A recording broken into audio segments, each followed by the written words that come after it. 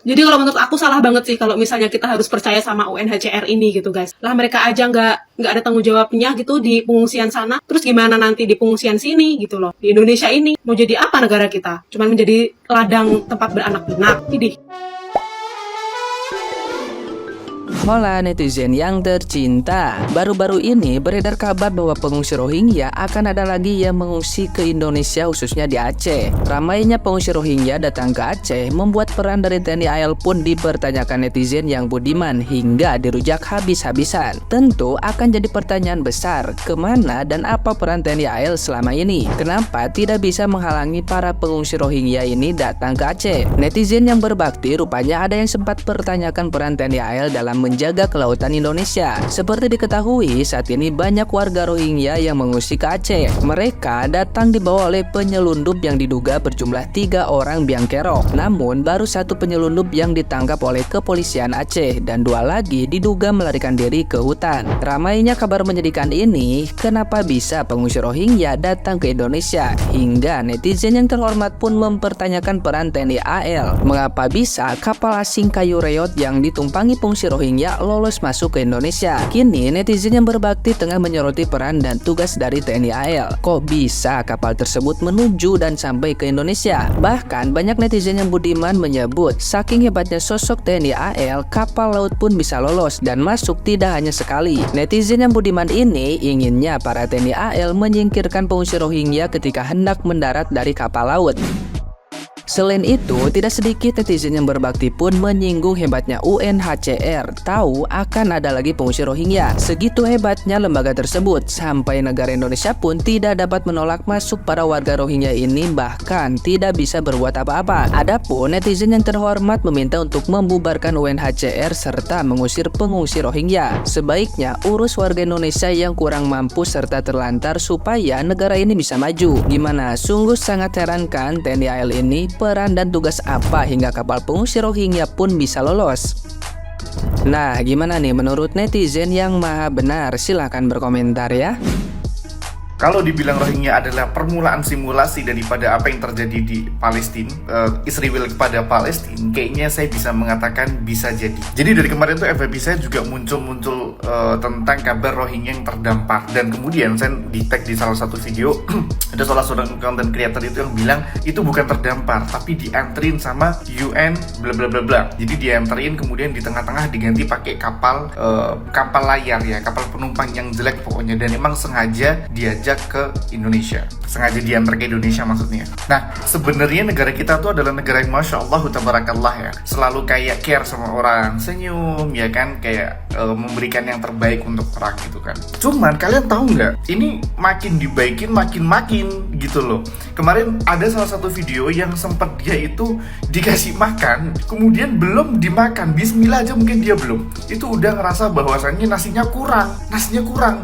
Bahkan saya dikirimin satu video lagi yang ada salah satu yang sudah lolos, saya nggak tahu, pokoknya itu katanya seorang Rohingya, dia itu ngegedor pintu mobil kalau nggak salah, atau kacanya, jadi mintanya tuh maksa banget gitu loh, dan bener-bener kolot banget. Ya Allah, itu kalau katanya orang Sunda tuh bangor pisan kata gue teh ya. Jadi tolonglah buat pemerintah Indonesia ya, saya tuh respect banget ya, kebaikannya tuh luar biasa banget. Tapi kalau sudah lumayan merugikan warga seperti itu, dikasih bantuan malah ngerasa kasih nasi malah ngerasa nasinya kurang, ya diedukasi dulu gitu loh, jangan asal terima karena itu sering banget berdatangan gitu loh, dan alasannya pasti terdampar. Tapi kok ke Indonesia terdamparnya? Sudahlah, coba teman-teman kalau ada bukti-bukti atau ada fakta-fakta terbaru bisa tulis di kolom komentar atau DM saya apa yang terbaru tentang kasus Rohingya ini. Kita nggak boleh lepas dari saudara-saudara kita di Palestina sana tetap. Tapi Indonesia juga ini baru permulaan nih, nakutin banget. Pendatang ini tuh nakutin banget, dari awal aja udah sekolot itu. Apalagi kalau dia udah dapat wilayah, dapat rumah, dapat, ya Allah, saya nggak bisa bayangin sih. Dan saya juga takut ini merupakan misi tersembunyi, atau kita bisa sebut dengan teori konspirasi. Na'udzubillah, jangan sampai deh.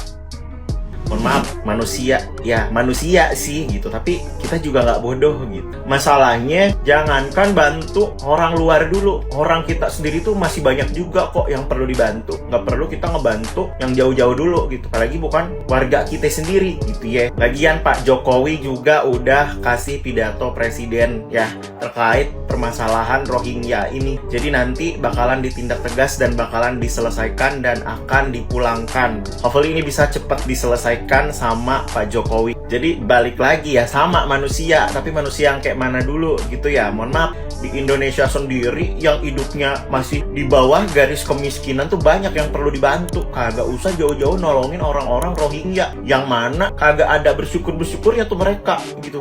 Nih ya, gue pernah dikasih tahu nih sama emak gue, kalau mau sedekah itu tuh ada urutannya. Yang pertama tuh kalau memang orang tuanya yang butuh, orang tua dulu gitu yang dikasih sedekahnya. Padahal sebenarnya bukan sedekah juga kalau ke orang tua, itu mah kewajiban kita ya, balas budi buat orang tua. Terus abis orang tua itu keluarga terdekat kita nih yang mau kita bantu. Abis keluarga baru nih tetangga kita itu ya, tetangga di sekitar rumah-rumah kita, baru orang lain gitu. Ini ada urutannya. Lah kita sendiri, warga kita sendiri masih banyak yang perlu dibantu. Situ maunya dibantuin mulu sama warga kita. Ini ya, orang-orang yang berkecukupan kita saling bantu sama warga sendiri, kagak usah orang-orang nggak tahu diri itu dibantu. Nah, ini adalah bentuk tidak adanya tanggung jawab dari organisasi-organisasi kemanusiaan yang dinaungi oleh etnis Rohingya ini gitu guys. Kita lihat aja tuh di pengungsian di sana gitu ya, di tempatnya sana yang sampai 1 juta orang gitu pengungsi gitu. Di sana sepertinya nggak ada tuh edukasi buat ibu-ibu atau bapak-bapak atau para remaja gitu. Terbukti guys gitu loh, setahun aja nih 35.000 bayi itu lahir gitu loh. Padahal kita tahu sendiri tempat pengungsinya tuh seperti apa, tidak layak gitu loh. Kalau misalnya terus-terusan berpopulasi gitu tuh tidak layak gitu loh. Tapi tidak ada edukasi nih dari organisasi tersebut gitu loh. Cuman minta tempat untuk pengungsi, tanpa harus diturunin atau direndahkan itu angka kelahirannya gitu guys. Bayangin aja kalau misalnya ini terjadi di Indonesia. Ini nggak tahu ya, ini orang-orangnya yang memang tidak mau diatur atau organisasinya ini yang acuh tak acuh gitu loh. Yang penting ada tempat untuk mengungsi, saya kasih makan, saya kasih uang, terserah mereka mau ngapain. Loh, gimana? Kalau menurut pandangan saya sebagai orang awam gitu ya gitu. Kalau misalnya sudah mau merelokasi orang-orang pengungsi gitu ya, orang-orang yang ditelantarkan gitu. Ya gimana caranya ditekan supaya populasinya ini tuh nggak bertambah gitu. Jadi kan nggak semakin beban gitu loh. Lah ini dibayarin aja gitu, mau populasinya sebanyak mana gitu. Mau beranak terus ya terserah gitu. Gimana sih? Jadi kalau menurut aku salah banget sih kalau misalnya kita harus percaya sama UNHCR ini gitu guys. Lah mereka aja nggak ada tanggung jawabnya gitu di pengungsian sana. Terus gimana nanti di pengungsian sini gitu loapa? Di Indonesia ini mau jadi apa negara kita? Cuman menjadi ladang tempat beranak pinak. Ini coba deh yang lebih pinter gitu dari saya gitu ya, speak up gitu loh di dalam komentar atau misalnya sketch video ini gitu. Apa solusinya? Ini udah berhari-hari gitu. Takut banget gue gitu kan. Kasian juga nih saudara-saudara kita yang ada di Lok Sumawe, Aceh, Sabang gitu. Aduh, lanjut kolom komentar aja deh guys. Bye. Pertanyaan saya cuma satu ya. Ini kan adalah imigran gelap Rock Mini yang katanya 27 hari berlayar di Samudra India. Dan mereka adalah orang yang kelaparan, yang menderita. Bagaimana pula saya tidak melihat satu pun yang tergeletak sakit gitu. Semuanya segar, bisa main-main, berdiri, tidur, enak, antri untuk makan prasmanan. Karena saya sendiri aja, gue naik travel ya, Jakarta Bandung, naik travel malam atau bis malam, langsung masuk ke Anjing.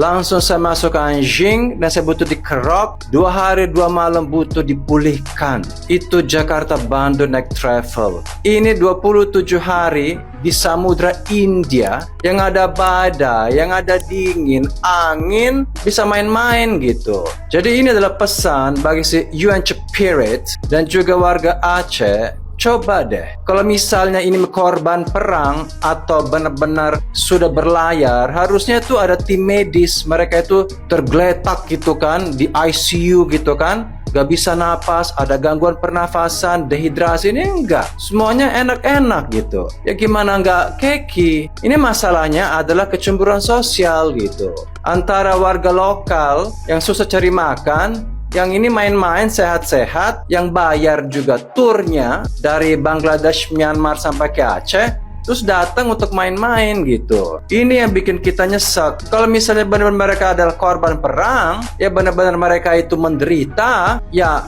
terluka atau nggak makan, kurus, dehidrasi, ya busung lapar kayak di Afrika, oke lah, ya masih ada rasa kemanusiaan. Kita ini nggak merasa. Bagaimana pula orang stres itu bisa main gitu. Tapi ya sudahlah, kalau memang kalian mau dikerja seperti dan memang si UN Spirit ini merasa bangga karena akan mendapatkan Prize Nobel Cipiritan, ya silakan. Saya sangat malu ya. Saya waktu juga di Itali, di Milano beberapa tahun yang lalu, aku di prospek tuh di mall, mau nggak kamu ini memberi uang untuk anak-anak yang nggak makan. Oh gah, gue bilang gitu. Ngapain kasih makan untuk orang untuk main? Saya ngerti ini lagi mungkin hiburan daripada stres, tapi saya tidak melihat satupun orang di situ ya, dari ibu-ibu, bapak-bapak, anak-anak yang sakit. Gak ada yang kurus. Justru bapak-bapaknya itu buncit-buncit.